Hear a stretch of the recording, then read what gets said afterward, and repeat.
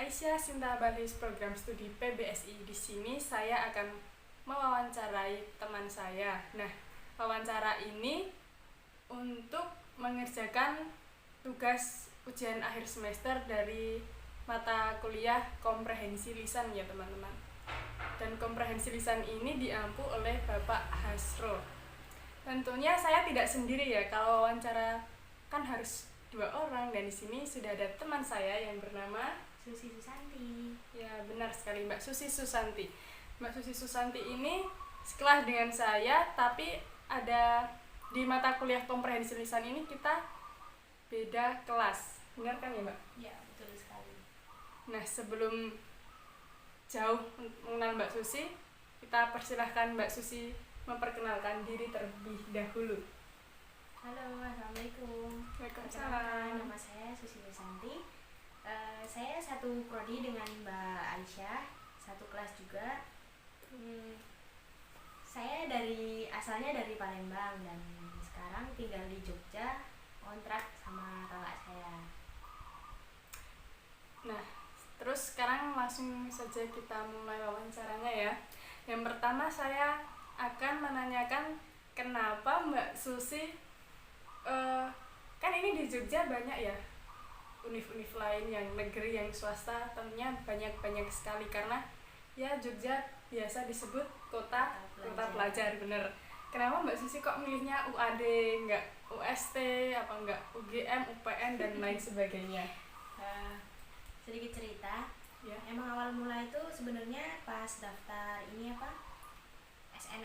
SNMPTN sama SPAN PTKIN itu daftarnya emang udah di Jogja semua. Emang yang SN itu kan yang pertama harus ambil di ini ya, di daerah masing-masing. Nah, itu saya ambil di Palembang di Universitas Sriwijaya. Nah, terus yang kedua itu saya ambil di Jogja itu di UNY. Sama-sama kita. Dengan mengambil prodi awalnya itu ini pendidikan geografi, dan tapi nggak lolos. Setelah itu ikut lagi yang SPAN PTKIN. Itu dua-duanya saya juga daftar di Jogja. Satunya di UIN Sunan Kalijaga dan satunya UIN Wali Songo. Tapi sama aja, dua-duanya juga nggak lolos. Nah, kenapa saya bisa ini ambil di UAD? Salah satu alasannya karena kakak saya juga kuliahnya di UAD. Jadi ya yang udah jelas aja ngikut gitu. Oh, iya. Terus kok di UAD ngambil jurusan PBSI Pendidikan Bahasa dan Sastra Indonesia? Kenapa nggak ngambil kedokteran apa? Kalau pendidikan kenapa nggak ngambil pendidikan matematika, pendidikan biologi yang lebih ilmiah gitu? Kenapa? Awal mula sih ini pas mau daftar tuh mau ambil geografi kan, tapi nggak ada ya kayaknya. Nggak ada kayaknya.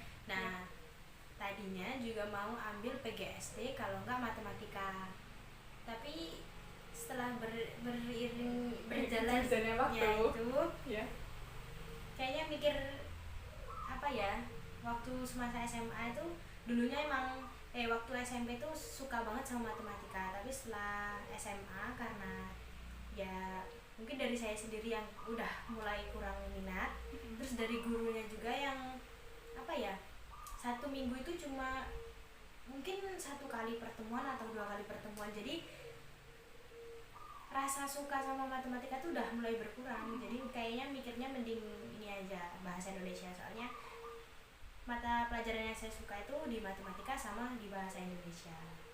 Oh ya, yang satu hitung-hitungan, yang satu harus teliti banget gitu ya? Nah, ya begitulah.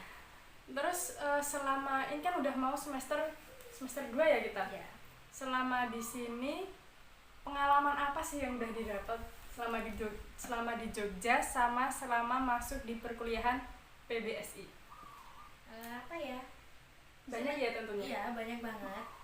Ya salah satunya sih bisa punya teman baru, dan emang udah dari kecil ya teman-teman, soalnya saudara tuh dari nenek tuh banyak yang dari Klaten kan, jadi kayak emang pengen aja gitu ke Jawa, pengen tahu saudara di sini, terus ya pengen cari pengalaman biar gak tahu-taunya di daerah kita aja gitu.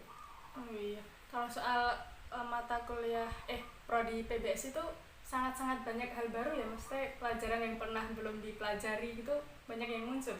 Wah, itu sangat mengejutkan ya teman-teman.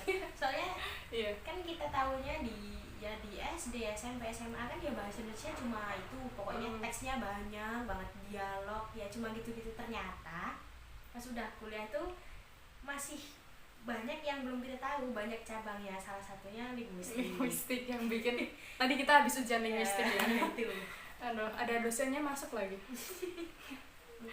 Ya, terus tadi Mbak Susi bilang kalau kakaknya kuliah di UAD. Nah, itu ngambil jurusan apa ya? Kok ini jadi kayak keluarga UAD, kakak adik di UAD semua ya, teman-teman? Kayak kakak saya sendiri sih ini ambil jurusan manajemen di UAD. Kalau boleh tahu sekarang semester berapa? Semester akhir. Oh, bentar lagi udah mau wisuda ya? Ya, amin. Terus pulang, kalau kakaknya pulang ke asalnya, terus ngontrak sama siapa? Kalau ngontrak sih masih bingung, mungkin ngekos kali ya. Kalau udah ada temennya mau sih ngontrak lagi, soalnya lebih mudah ngontrak daripada ngekos. Nah, teman-teman nih yang membuat saya terinspirasi sama Mbak Susi ini soal ngontrak. Nah, dia tuh selalu membuat story masak makan. Ini real, no gimmick, sumpah. Kalau Mbak Susi bikin story masak, pasti saya komen ya Mbak Susi. Ya, pasti saya komen, ada buktinya kok. Mbak Susi buat apa? Terus saya komen, kok bisa masak, kok masak iki, caranya piye, ya gitu. Saya selalu mengomen Mbak Susi pada saat Mbak Susi membuat story tentang masak. Nah, boleh sedikit cerita tentang kok bisa sih Mbak Susi ini masak begitu, terus memiliki ide-ide untuk hari ini masak apa, silahkan Mbak Susi. Itu sih emang udah dari kecil suka banget sama yang berbau-bau tentang makanan. Apalagi masak-masak gitu, itu emang mungkin salah satu hobi saya ya. Dan mungkin karena faktor kayak keturunan gitu, karena orang tua saya itu suka banget gitu masak-masak, dan kalau ada hajatan atau apa ya pasti orang tua saya yang diminta untuk mempersiapkan semuanya gitu. Terus Mbak Susi itu kalau belanja sama mempersiapkan keperluan itu cari sendiri dan di mana?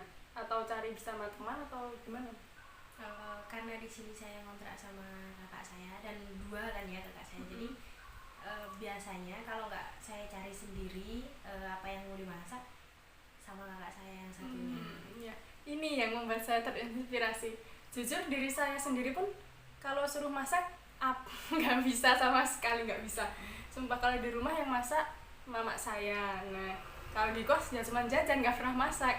Nah, di sini Mbak Susi kepasan banget. Dia masak apa Mbak? Masak ikan pindang, ikan bawal.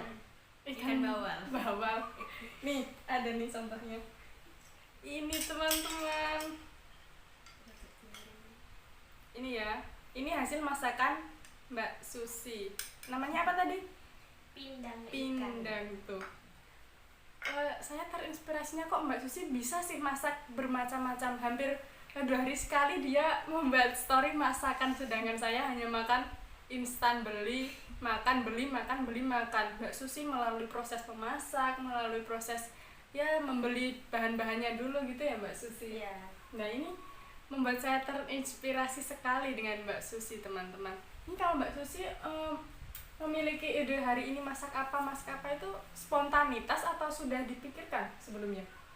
Itu bisa berubah-ubah ya teman-teman. Kadang bisa spontanitas, kita hari ini pengen apa gitu, nah ya udah kita masak itu sesuai mood ya, sesuai mood. Nah, kalau nggak gitu ya biasanya saya tanya dulu ke kakak-kakak itu maunya apa. Yang satu kadang pengennya ini, terus yang satu pengennya ini. Terus penyesuaiannya gimana? Penyesuaiannya? Ya tergantung mereka pengennya apa. Kalau ada di situ, maksudnya di warungnya tuh ada, ya saya beli dua-duanya gitu, masak dua-duanya. Kalau cuma ada salah satu, ya salah satunya berarti yang harus mengikuti kemauan yang satunya gitu. Berarti kakak-kakak Mbak Susi ini enak pol ya di sini, kari tinggal makan dimasakin enak. Kalau saya ngontrak sama Mbak Susi udah nggak mikirin masakan lagi, udah ada chefnya di sini.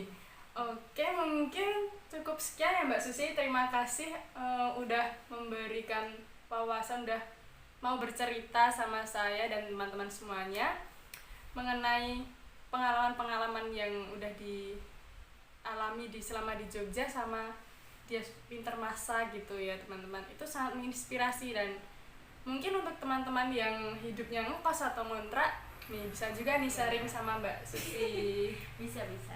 Bagaimana sih masak ini, kita tanya resep-resepnya. Boleh tutorial ya kawan-kawan? Insya Allah. Iya. Terima kasih ya. Oke, sekian teman-teman dari saya dan Mbak Susi. Wassalamualaikum warahmatullahi wabarakatuh. Dadah.